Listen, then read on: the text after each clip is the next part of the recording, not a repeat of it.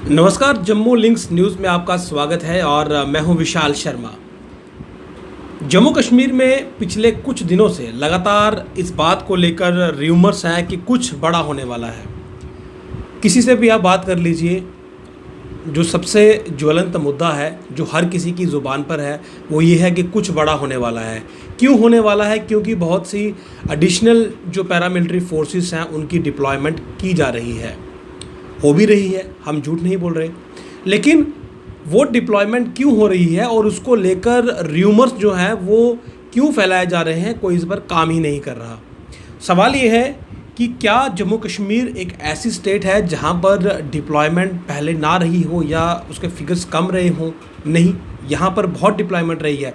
तो अब अगर 6000 पैरामिलिट्री पर्सनल जो हैं वो जम्मू कश्मीर में दोबारा आते हैं, मैं ये वर्ड रिपीट करूँगा, वो रिटर्न आते हैं, तो उसको लेकर र्यूमर मोंगर्स जो हैं वो इतनी अफवाहें क्यों फैलाते हैं कि व्हाट्सएप खोलिए, फेसबुक खोलिए, आपको यही देखने को पढ़ने को मिलेगा कि कुछ बड़ा होने वाला है। जम्मू कश्मीर जो है वो दोबारा से उसमें कुछ पॉलिटिकल चेंजेस होने वाली हैं, कुछ जो टेरिटोरियल चेंजेस हैं वो होने वाली हैं।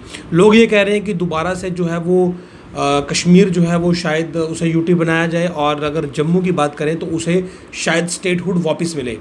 और उसके अलावा डिलिमिटेशन, उसको लेकर बातें हैं कि अलग अलग जो एरियाज़ हैं उनमें डिलिमिटेशन होगी और डिलिमिटेशन के बाद जो है वो इलेक्शन करवाई जाएंगी, और इसीलिए एहतियातन फोर्सेस को लाया जा रहा है। जबकि 6000 पैरामिलिट्री पर्सनल जो वापस कश्मीर में लौटे हैं वो वही हैं जो इलेक्शन ड्यूटीज़ के लिए यहाँ से गए थे।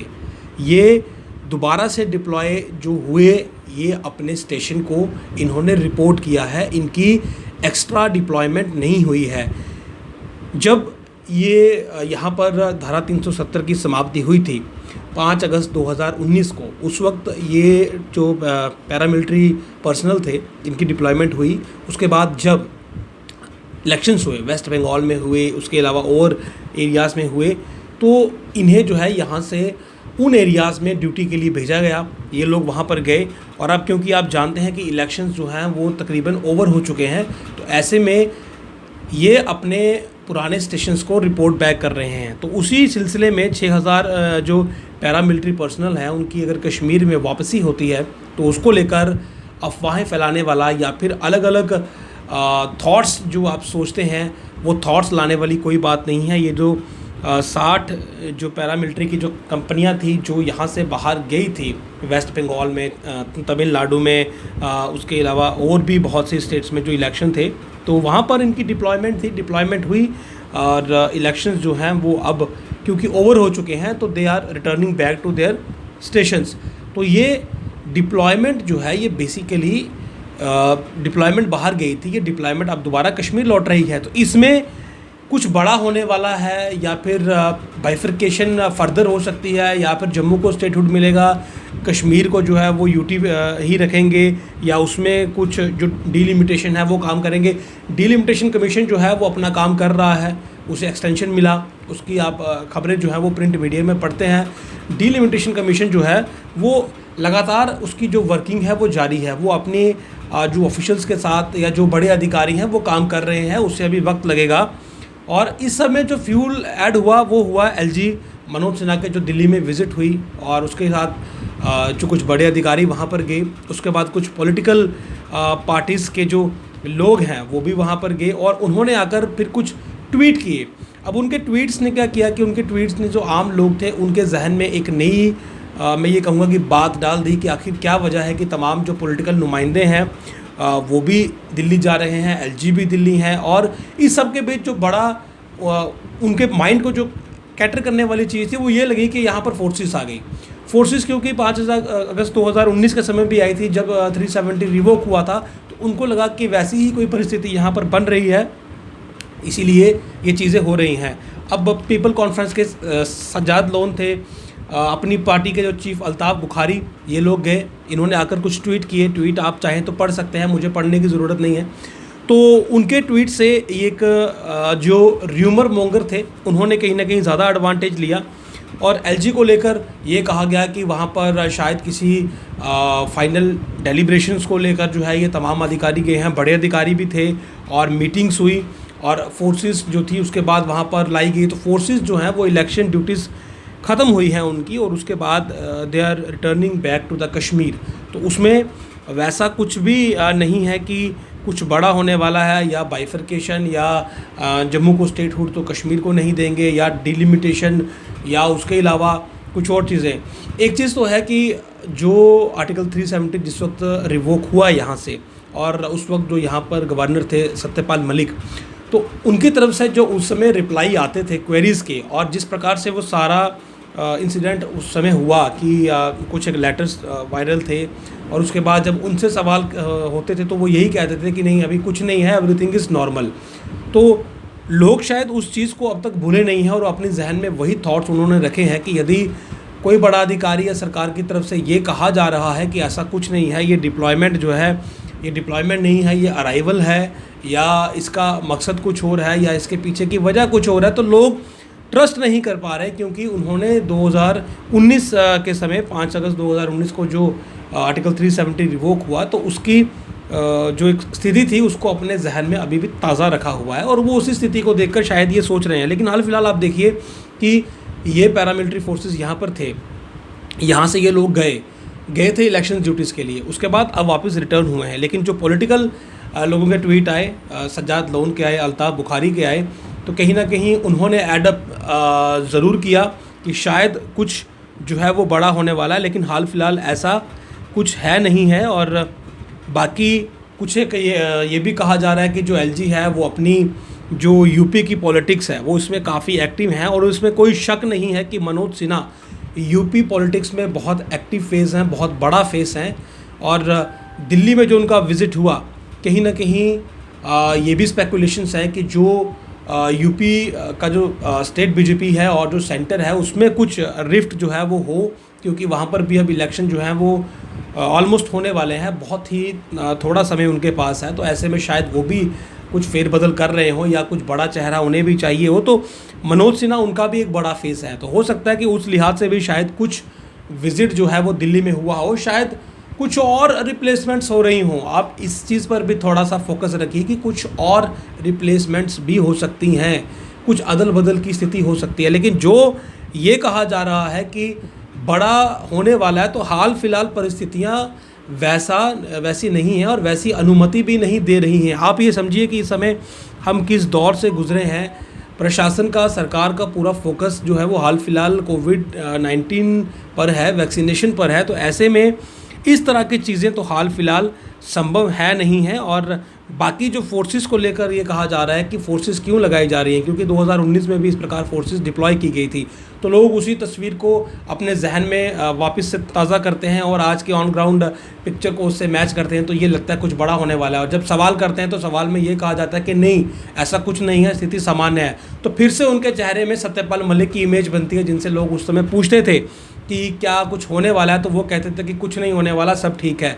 तो वो तस्वीरें, जो 2 तस्वीरें आप उस समय के अपने जहन में बिठाए बैठे हैं, तो उनको आज इन परिस्थितियों में और आज की इन ऑन ग्राउंड चीज़ों से मैच मत करिए, ये अलग है। और तीसरी बात यह है कि अमरनाथ यात्रा जो है उसको लेकर भी संशय बरकरार है कि यात्रा होगी या नहीं होगी।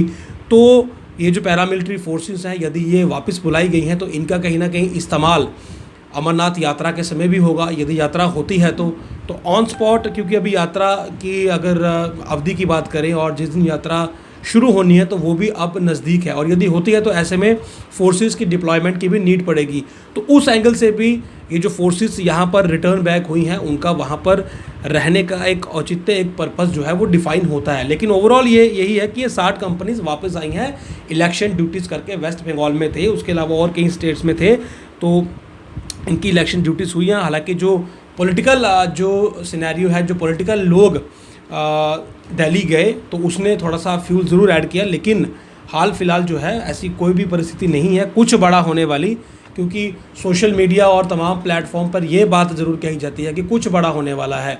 जम्मू को स्टेटहुड मिलेगा, कश्मीर यूटी बनेगा, या फिर कुछ और डिविजन्स क्रिएट होंगे, डिलिमिटेशन होगा, इलेक्शंस होंगे। तो अभी मौजूदा परिस्थितियां वैसी नहीं हैं। और बाकी आप देखिए, अभी कोई सेशन नहीं चल रहा, कोई पार्लियामेंट्री सेशन नहीं है, या लोकसभा में आप अगर आप बात करें तो कोई सेशन नहीं चल रहा है। तो इन चीज़ों को इतने जल्दी हवाई तरीके से करा पाना कोई आसान काम नहीं है। इसके लिए बहुत सी जो चीज़ें हैं वो उनकी रिक्वायरमेंट रहती है, कुछ कंडीशंस होती हैं, उनका फुलफ़िल होना बहुत ज़रूरी है। तो हाल फिलहाल ऐसी कोई भी कंडीशन फुलफ़िल नहीं हो रही है। दूसरा, पेंडेमिक है, हम लोग पेंडेमिक से जूझ रहे हैं।